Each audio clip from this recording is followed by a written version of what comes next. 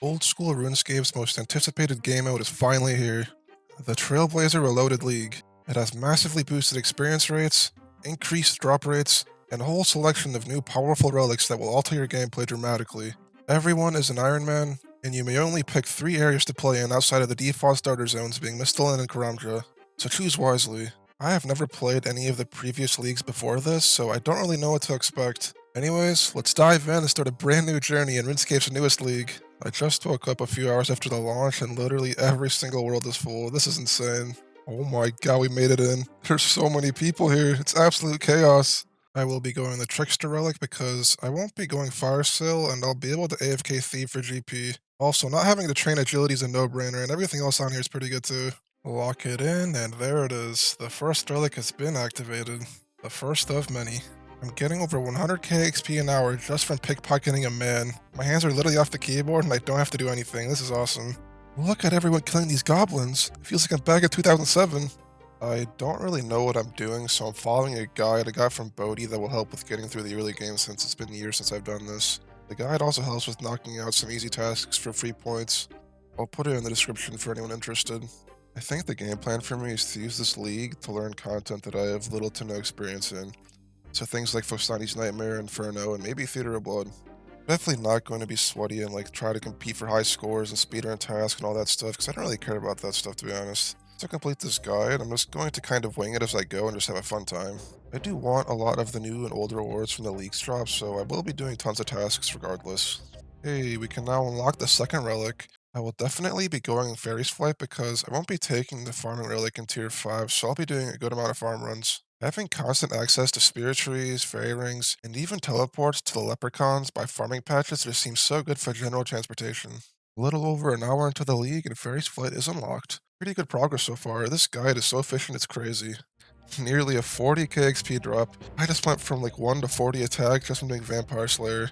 Game is too easy. I have been absolutely cranking out these tasks. I can already unlock the third relic. I initially really wanted Fire Sale, but since I'm going to be doing content that I'm bad at, I'll probably be making tons of mistakes. So with Banker's Note, I'll have pretty much an infinite amount of supplies on me at all times. Also with Trickster and unlocking more Artania later on, I'll be able to AFK Thief Fires for basically infinite money. Banker's Note is unlocked, and we also got this Teleport Crystal, which is kind of like last recall from one of the old leagues. How insane is this? I can unnote things from my inventory? Are you kidding me? I can't wait to do an Inferno run with 100 brews. It's gonna be sick. I need a rune axe for some tasks, and what better way is there than good old tree spirits? It will also be my best in slot axe for the whole league, I'm pretty sure, so I might as well knock this out. There it is, baby. Took like 10 minutes. Nice. Dude, how has it already been over 4 hours? Man, time flies when you're having fun. Just unlocked the desert, moved my house to Polnivnich, and now it's time to pickpocket bandits for some easy GP. I need 82 thieving for fires later on, so I think that's when I'll stop.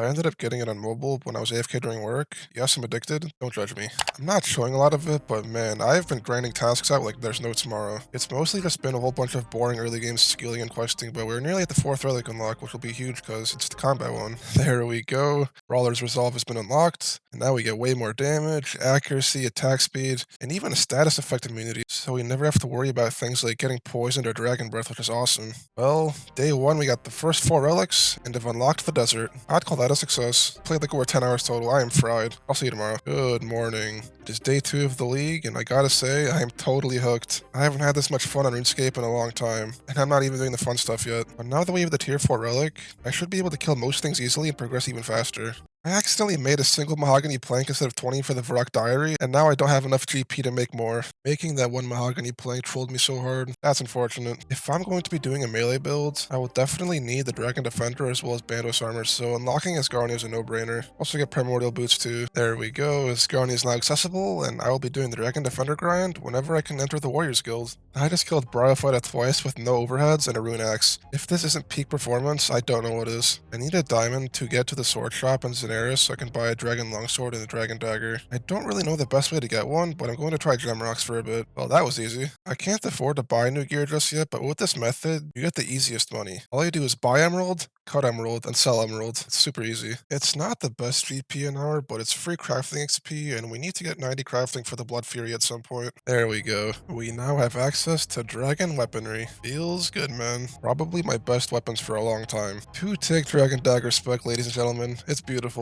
There it is. 65 attack and 65 strength. We are now able to enter the Warriors Guild. Exactly 69 Cyclops later, and the Dragon Defender is now mine. The melee setup is coming along nicely. I need to do Beneath Cursed Sands for TOA, but for one of the bosses, you need to use ranged. I only have 23 ranged, so we're going to do Shadow of the Storm and dump the XP rewards onto ranged. And there's Contact out of the way.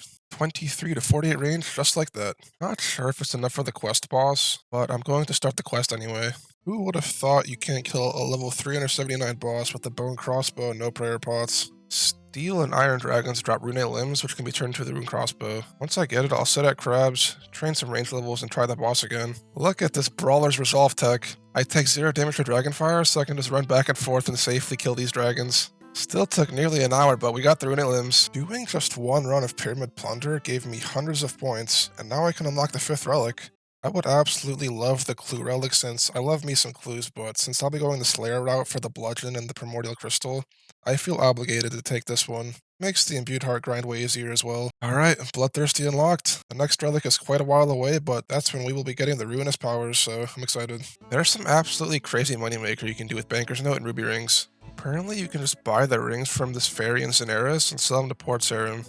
You can use the Spirit Tree teleport to Port Sarim and last recall back to bypass the diamond payment. I'm going to try this for a bit and see how good it is. I turned 200k into nearly 4 mil in like an hour and a half. For all my non-fire sailors, this might be the best way to get GP. If you do this method, make sure to sell 5 at a time for maximum profit. I can already unlock broad fletching and make broad bolts for insane XP after like 6 Slayer tasks. That's wild. Turns out if you have semi-decent range gear and prayer pots, this boss is 10 times easier. Beneath Cursed Sands is completed and TOA is unlocked. 3 days into the league and we're absolutely booming. Definitely not going to do TOA just yet because my gear and stats are pretty garbage, but having it unlocked is big.